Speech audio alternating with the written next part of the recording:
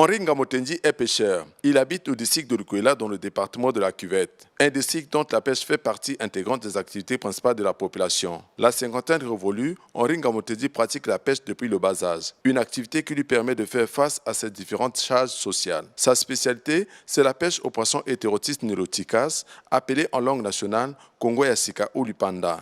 Ce nom lui a été donné parce qu'il est apparu pour la première fois sur le fleuve Congo vers les années des indépendances des deux Congos. Un poisson très agité, très futeux et très difficile à capturer dans les conditions normales. Les eaux dans lesquelles il pêche étant sombres laissent entrevoir le filet blanc. Il faut alors le noircir afin de le rendre invisible aux poissons. Voilà ce qui a mené Henri Ngamotendi à inventer la technique de noircissement de ses filets à l'aide de la poudre obtenue à partir de l'incinération de pineux mélangée à l'huile de palme.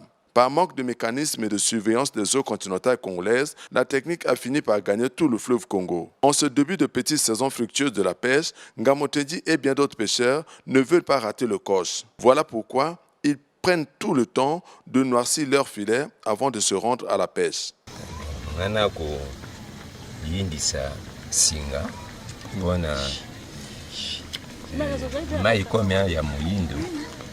Je suis en train de noircir le filet. Parce que l'eau est noire, il faut noircir aussi le filet afin de le rendre invisible au poisson. Ceci parce que le poisson devient trop malin. L'homme aussi ne cesse de multiplier les techniques de prise. Pour noircir le filet, je brûle soit le pneu du véhicule, soit le pneu du vélo. Je mélange ensuite la cendre avec l'huile de palme. Après, j'imbibe le filet dans la pâte noire. Après,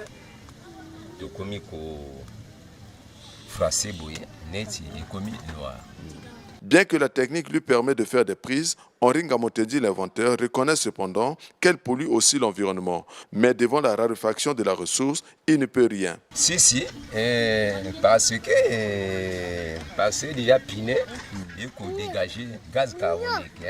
Si. Effectivement, je sais que le punet incinéré dégage le gaz carbonique. Mais devant la rareté de la ressource, je n'y peux rien. L'essentiel est de trouver de quoi manger.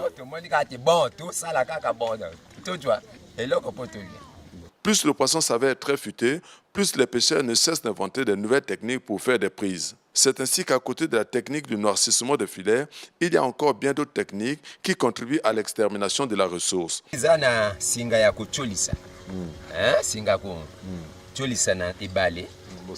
À côté de la technique de noircissement des filets, il y a aussi la technique de doublure de filets, c'est-à-dire on fusionne 3 filets de mailles différentes, de telle sorte que lorsque le gros poisson échappe au premier filet, il est rattrapé par celui à petite maille.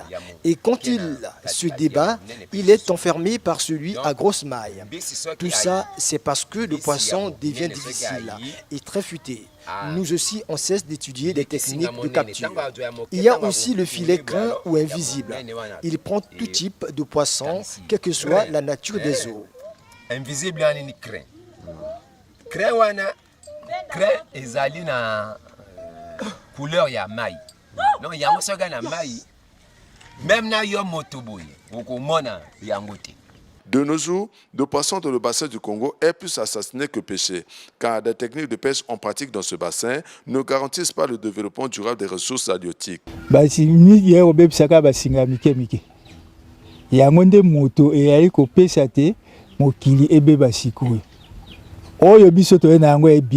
Ce qui extermine encore le poisson dans le bassin du Congo, c'est aussi des filets à petite maille. Présentement, ça va un peu, mais les générations futures vont souffrir.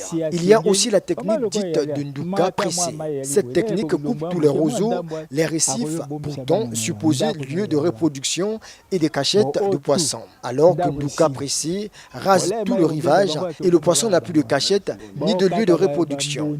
Si on n'arrête pas avec les filets à petite maille, avec les Nduka pressés, les générations futures entendront seulement parler de poissons car elles ne verront d'autres pêcheront mais ne feront plus de prise car le poisson sera exterminé et il n'aura plus où se reproduire.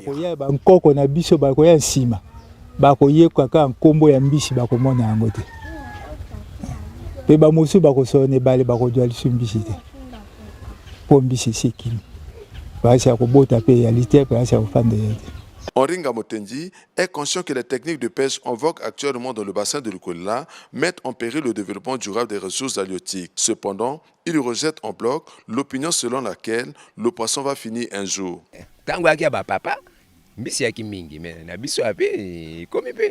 À l'époque de nos aïeux, le poisson était en abondance. Actuellement, il devient rare. Les générations futures sauront aussi comment vivre de toutes les façons. Dieu pourvoit.